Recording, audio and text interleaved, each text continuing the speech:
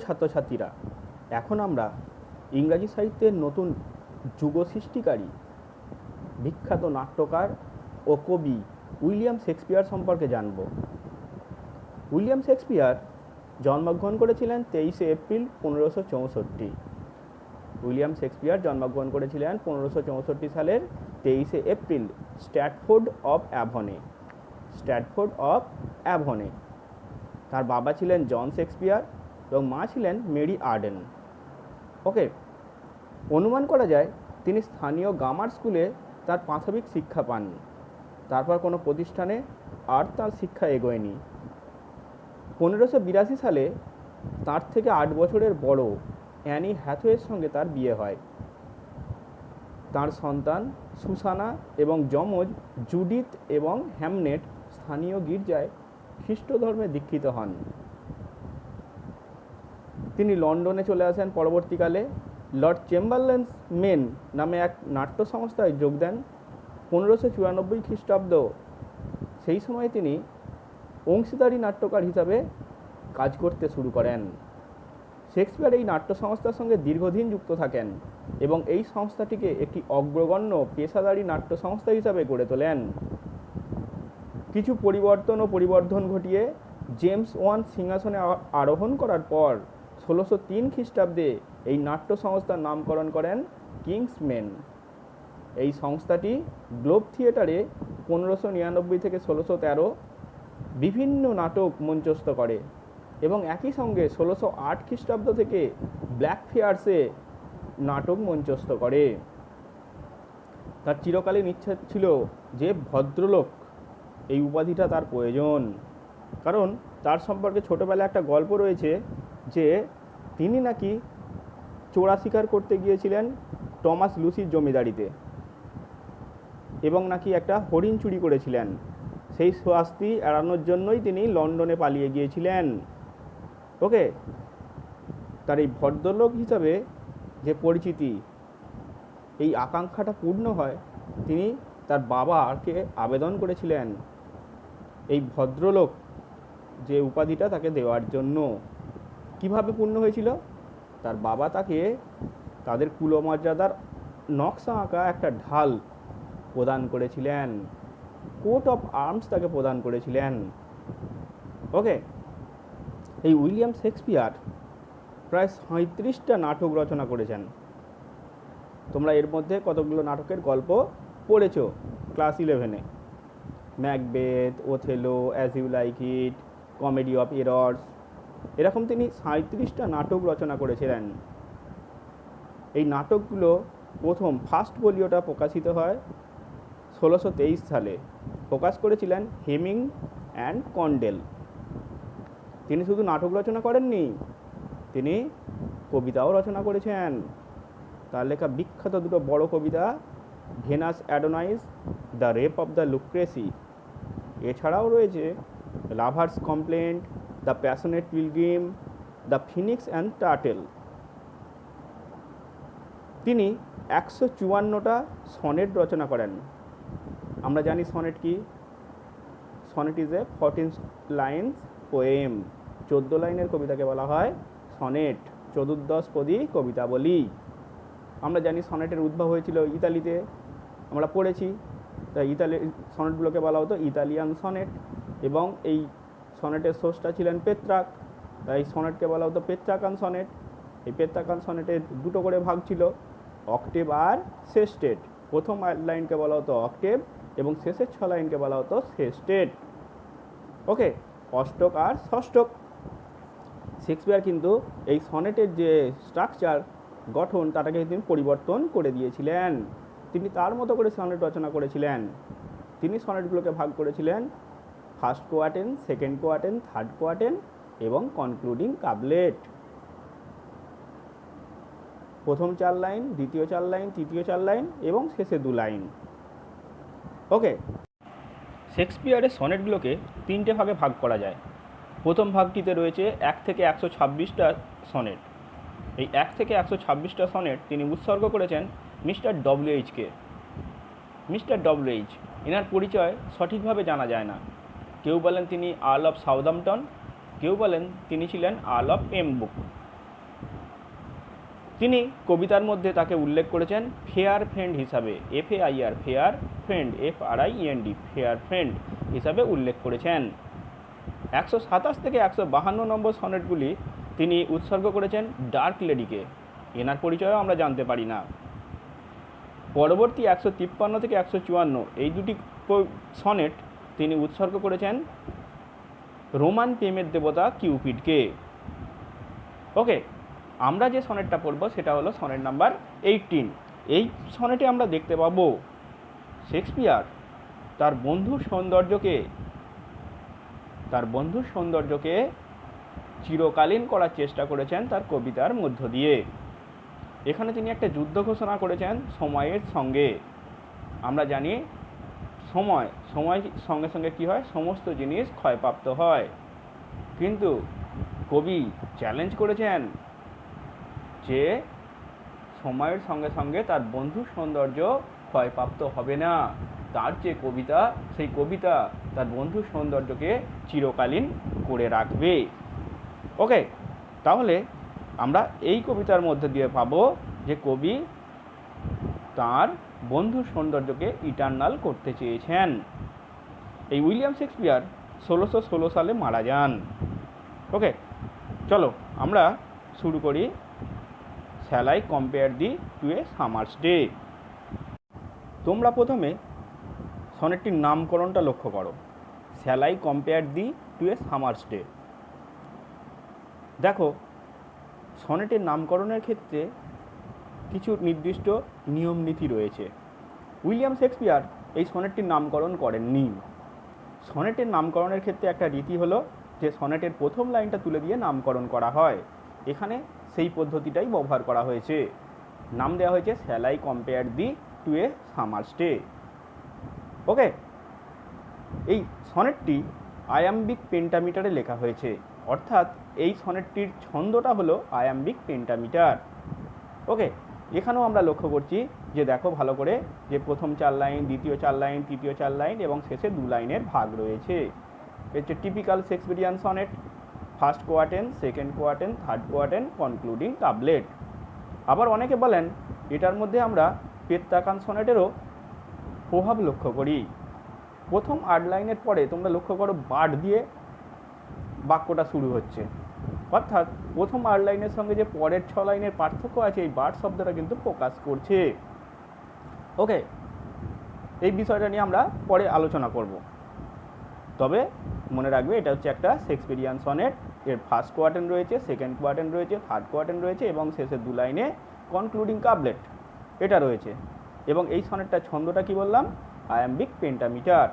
এবং এই কবিতার বা সনেটের রাইম স্কিম, ছন্দ রীতিটা হচ্ছে, রাইম স্কিমটা হচ্ছে A B A B, C D C D, E F E F, G G. Okay, চলো আমরা পড়ি shall I compare thee to a summer's day. Shall I compare thee to a summer's day, the were more lovely and more temperate. Rough winds do shake the darling birds of May, and summer leaves hath all too short a date. Sometime to her the eye of heaven shines, and often is his gold complexion dimmed, and every fair from fair sometime declines by chance or nature's changing course untrimmed. But thy eternal summer shall not fade, nor lose possession of that fair thou owest, nor shall death break thou wanderest in his shade, when in eternal lines to time thou growest. So long as men can breathe or eyes can see, so long lives this, and this gives life to thee. Shall I compare thee to a summer's day? আমি কি তোমাকে গ্রীষ্মের দিনের সঙ্গে তুলনা করব? Shall I compare, আমি কি তুলনা করব? কম্পেয়ার মানে তুলনা করা, কম্পেয়ার মানে তুলনা করা, অ্যাকুয়েট, ইকুয়েট মানে তুলনা করা। Shall I compare thee to a summer's day, আমি কি তোমাকে তুলনা করব? দি মানে হচ্ছে ইউ, এটা হচ্ছে আর্কেইক ওয়ার্ড, পুরনো শব্দ, প্রাচীন শব্দ। Thee means you. Shall I compare thee, আমি কি তোমাকে তুলনা করব টু এ সামার্স ডে, গ্রীষ্মের দিনের সঙ্গে, গ্রীষ্মের একটা দিনের সঙ্গে। আবার এ প্রসঙ্গে একজন শেক্সপিয়ারের বিষয় নিয়ে বিশ্লেষণকারী, তার নাম হলেন টিজি টাকার। তিনি আবার বলেন এই গ্রীষ্মের দিন নয়, তিনি গ্রীষ্ম ঋতু ধরে নিয়েছেন। Okay, a day of summer, এই ডে অফ সামারটাকে টিজিটা আকার বলেন কি ডে অফ সামার নয়, যেটা হচ্ছে সিজন অফ সামার। যে shall I compare thee to a summer's day, আমি কি তোমাকে একটা গ্রীষ্মের দিনের সঙ্গে তুলনা করব? আর টিজি টাকার কি বলেন, যে গ্রীষ্ম ঋতুর সঙ্গে তুলনা করব। Thou art, thou means you, art means are, you are more lovely and more temperate,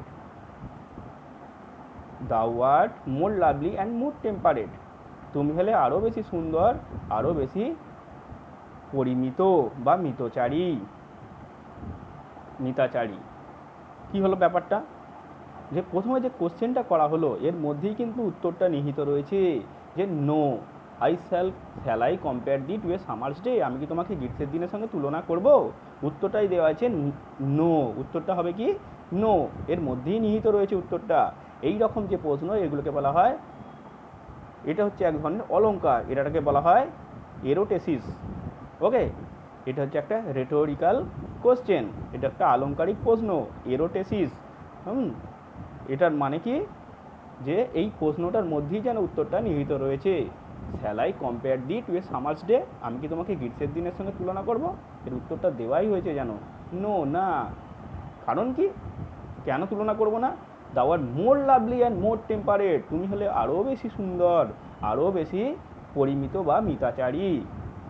lovely হচ্ছে সুন্দর, অ্যান্ড টেম্পারেট মানে হচ্ছে মডারেট, টেম্পারেট মিনস মডারেট, পরিমিত।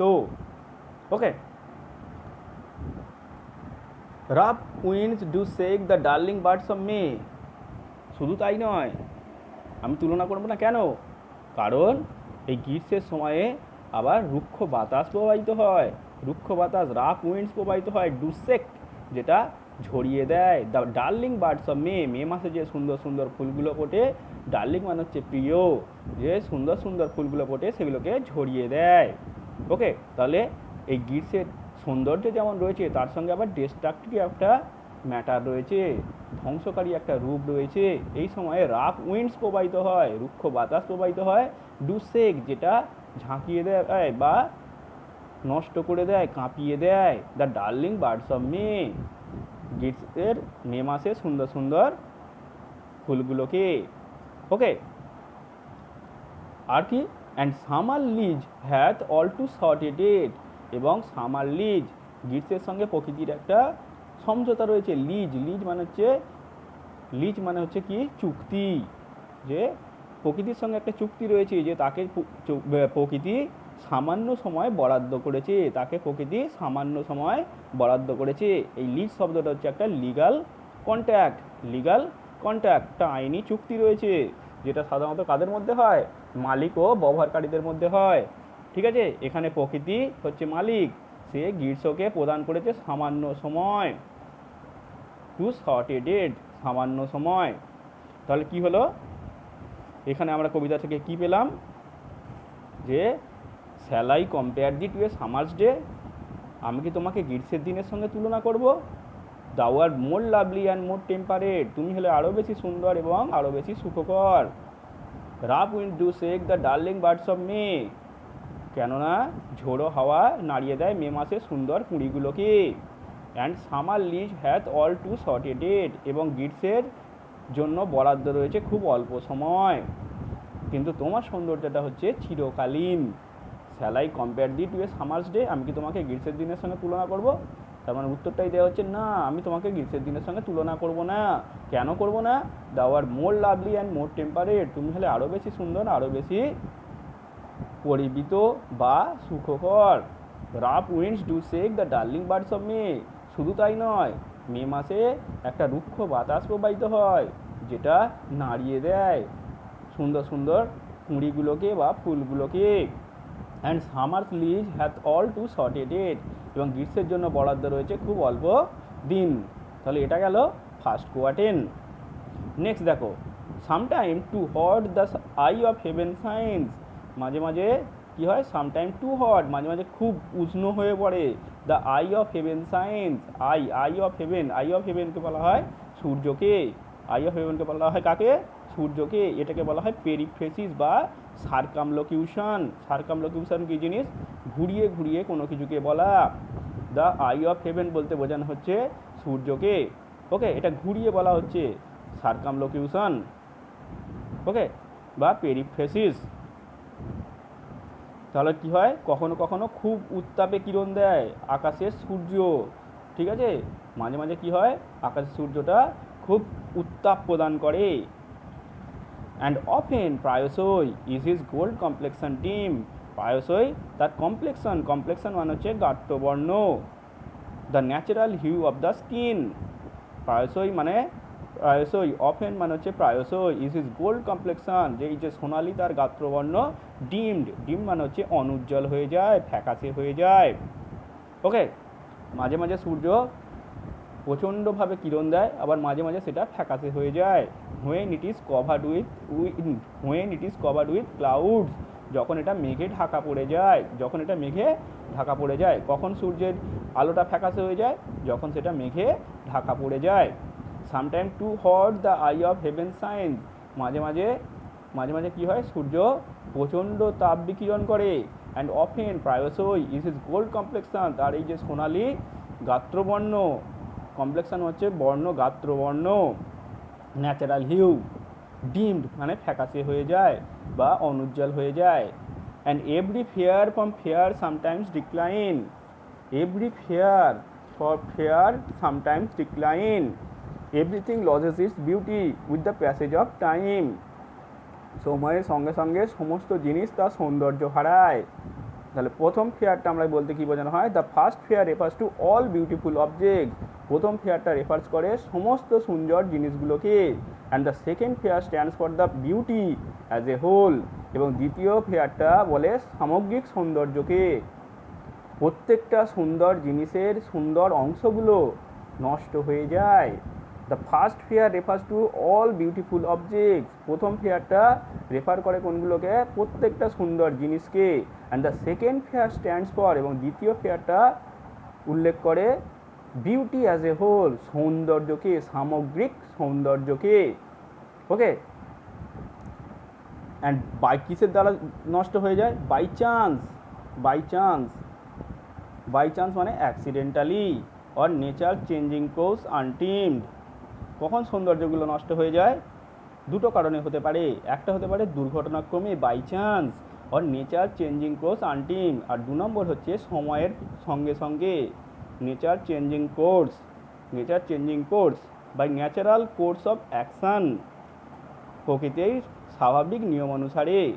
ওকে, the expression nature changing course is significant, এখানে হচ্ছে তাৎপর্যমণ্ডিত এই যে শব্দটা nature changing course, nature courses through a seasonal transition from summer to winter. এখানে কি হয়, নেচারের এই যে পরিবর্তনশীল অবস্থা, ঋতুর পরিবর্তন ঘটে গ্রীষ্ম থেকে শীত পর্যন্ত। দিস চেঞ্জ ইজ সাইক্লিক্যাল, এটা হচ্ছে চক্রাকারে ঘটে, চক্রাকার পরিবর্তনতে। ওকে, চক্রাকারে গ্রীষ্ম আসে, বর্ষা আসে, শরৎ আসে, শীত আসে, এইভাবে চলতে থাকে। এটা হচ্ছে প্রকৃতির স্বাভাবিক নিয়ম, এবং প্রকৃতির স্বাভাবিক নিয়মে প্রত্যেকটা সুন্দর জিনিসের সুন্দর অংশগুলো নষ্ট হয়ে যায়, অর্থাৎ বিউটি নষ্ট হয়ে যায়।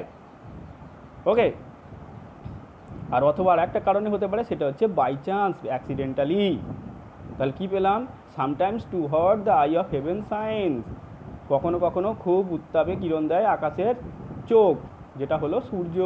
And often is his gold complexion dim, এবং প্রায়শই তার এই সোনালি বর্ণ, গাত্রবর্ণ ফ্যাকাশে হয়ে যায়, ম্লান হয়ে যায়।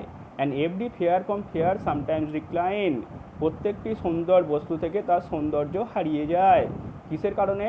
By chance or nature changing course untrimmed, অকারণে ঘটতে পারে, বাই চান্স দুর্ঘটনার কারণে ঘটতে পারে, অথবা এই যে ঋতু পরিবর্তনের সঙ্গে সঙ্গে, প্রকৃতির গতি পরিবর্তনের সঙ্গে সঙ্গে নষ্ট হয়ে যায়। আনট্রিম শব্দটা গুরুত্বপূর্ণ, আনট্রিম মানে হচ্ছে বিনষ্ট হয়। ওকে, ডিপ্রাইভ অর রবড, নষ্ট হয়ে যাওয়া। But thy eternal summer shall not fade, but your, thy means your, কিন্তু তোমার যে ইটার্নাল সামার, চিরকালীন যে গ্রীষ্মকাল, দাই ইটার্নাল সামার। ইটার্নাল সামার বলতে কি বোঝানো হচ্ছে? Now the poet has got rid of, কবি এবার মুক্তি পেয়েছেন, দ্য ইনিশিয়াল হেজিটেশন, তো ইতস্তত ভাব করছিলেন যে কিসের ব্যাপারে, যে গ্রীষ্মের দিনের সঙ্গে কি তুলনা করা যেতে পারে। But now he is convinced, কিন্তু এখন তিনি একদম স্থির নিশ্চিত হয়ে গেছেন, that nature summer's beauty is temporal, গ্রীষ্মের সৌন্দর্যটা হচ্ছে ক্ষণস্থায়ী, file is friend is eternal, কবির যে সৌন্দর্যটা, কবির বন্ধুর সৌন্দর্যটা হচ্ছে চিরকালীন। ওকে, তিনি এতক্ষণ ধরে একটা দোটানার মধ্যে ছিলেন, তিনি গ্রীষ্মের দিনের সঙ্গে তার বন্ধুর সৌন্দর্যের কি তুলনা করবেন? প্রথম আর লাইনে বললেন যে না, আমি করব না, কারণ কি গ্রীষ্মের দিনটা হচ্ছে অত বেশি সৌন্দর্যমণ্ডিতও নয়, অত বেশি পরিমিতও নয়, এমনকি এই সময় রাফ উইন্ড বয়ে, রুক্ষ বাতাস বয়ে, যেগুলো কি হয় মে মাসে সুন্দর ফুলগুলোকে নাড়িয়ে দেয়, এবং গ্রীষ্মের জন্য খুব কম সময় বরাদ্দ করেছে প্রকৃতি। এই সময় সূর্যের কিরণটা মাঝে মাঝে খুব তপ্ত হয়ে ওঠে, আবার মাঝে মাঝে ম্লান হয়ে যায়, এবং প্রত্যেকটা সুন্দর জিনিস থেকে তার সুন্দর অংশগুলো সময়ের সঙ্গে সঙ্গে এবং দুর্ঘটনার কারণে নষ্ট হয়ে যায়। কিন্তু কবির বন্ধুর সৌন্দর্য সেটা হলো চিরকালীন।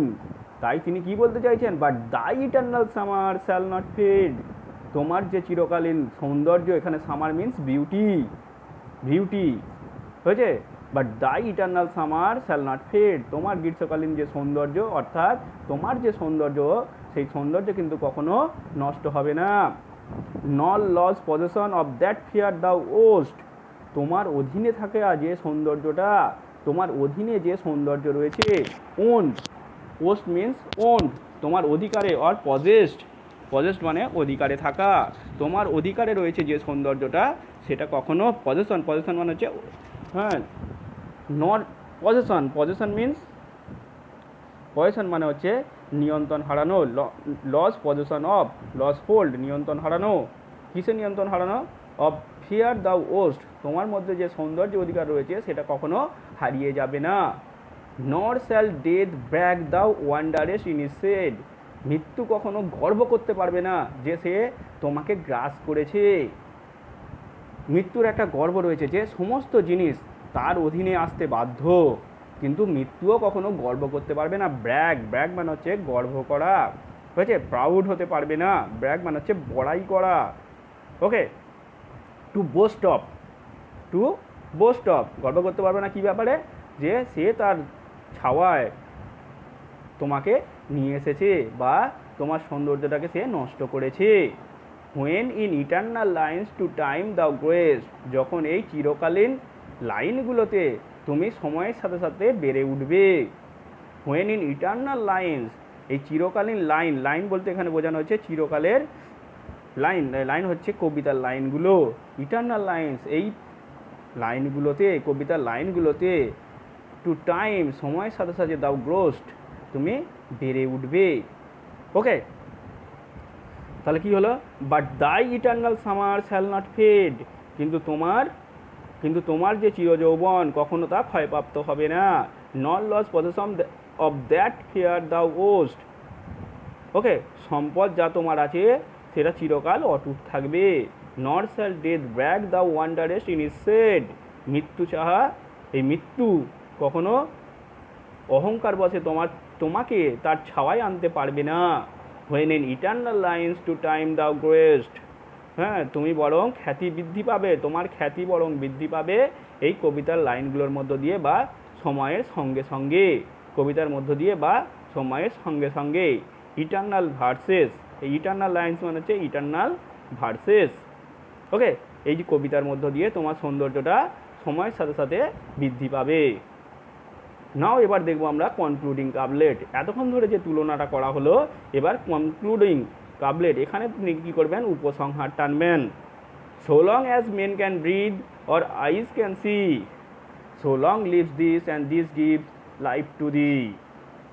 So long as men can breathe or eyes can see, যতদিন পর্যন্ত মানুষ শ্বাস নেবে এবং চোখে আলো থাকবে, আইস ক্যান সি অর্থাৎ দেখতে পাবে চোখে, অর্থাৎ মানুষ যতদিন এই পৃথিবীতে বেঁচে থাকবে, সো লং লিভস দিস, ততদিন পর্যন্ত এই কবিতাটাও বেঁচে থাকবে। এই দিস হচ্ছে দ্য পোয়েম, এই কবিতাটা বেঁচে থাকবে, and this gives life to দি, এবং কবিতাটা তোমাকে জীবন দিয়ে যাবে। এই কবিতাটা তোমাকে জীবন দিয়ে যাবে। ওকে, তাহলে যতদিন পর্যন্ত মানুষ এই পৃথিবীতে বেঁচে থাকবে ততদিন পর্যন্ত তোমার সৌন্দর্য এই পৃথিবীতে রয়ে যাবে, অর্থাৎ সময় তোমাকে নষ্ট করতে পারবে না। তাহলে কবি এখানে একটা যুদ্ধ করেছেন সময়ের সঙ্গে সঙ্গে, সময়ের সঙ্গে তিনি একটা যুদ্ধ করেছেন। তিনি দেখাতে চেয়েছেন যে তার মধ্যে এই আত্মবিশ্বাস রয়েছে যে তার কবিতা চিরকালে বেঁচে থাকবে যতদিন পর্যন্ত মানুষ থাকবে এই পৃথিবীতে। এবং সেটা প্রমাণিত হচ্ছে যে তিনি মারা গেছেন 1616 সালে, তারপরেও আমরা কি করছি, তার বন্ধুর সৌন্দর্যটা এই কবিতার মধ্য দিয়ে ফুটিয়ে তোলার চেষ্টা করছি। অর্থাৎ তার কবিতাটা বেঁচে রয়েছে এবং এই কবিতার সঙ্গে সঙ্গে তার বন্ধুর সৌন্দর্যটা দিনে দিনে বৃদ্ধিপ্রাপ্ত হচ্ছে। ওকে, এই কবিতাটাকে আমি বলেছিলাম যে শেক্সপিয়ার তার মতো করে একটা স্ট্রাকচার দিয়েছেন, first quatrain, second quatrain, third quatrain, concluding কাবলেট। ওকে, শেক্সপিয়ার সনেটের যেটা বৈশিষ্ট্য। কিন্তু অনেকে বলেন যে তিনি অক্টেভ এবং সেস্টেট এই দুটোকেও কিন্তু মান্য করেছেন। দেখো ভালো করে লক্ষ্য করো কবিতাটার প্রথম 8 লাইন তিনি একরকমভাবে তিনি গ্রীষ্মের দিনের সঙ্গে কবির সৌন্দর্যটাকে তুলনা করার চেষ্টা করেছেন, কিন্তু তার পরের 6 লাইনে তিনি তার বন্ধুর সৌন্দর্যটাকে অমর করার চেষ্টা করেছেন। ওকে, এই যে পার্টটা, এই যে বার্ড থেকে যে পরের অংশটা, এই যে প্রথম 8 লাইন এবং 6 লাইনের একটা ভাগ পাওয়া যায়, তাই অনেকে বলে থাকেন এটা একটা পেত্তাকান সনেটও ভাবা যেতে পারে। ওকে, তবে আমরা মনে রাখবো এটা হচ্ছে একটা টিপিক্যাল শেক্সপিয়ারিয়ান সনেট, যার ফার্স্ট কোয়ার্টেন রয়েছে, সেকেন্ড কোয়ার্টেন রয়েছে, থার্ড কোয়ার্টেন রয়েছে এবং শেষে অবশ্যই কনক্লুডিং কাবলেট।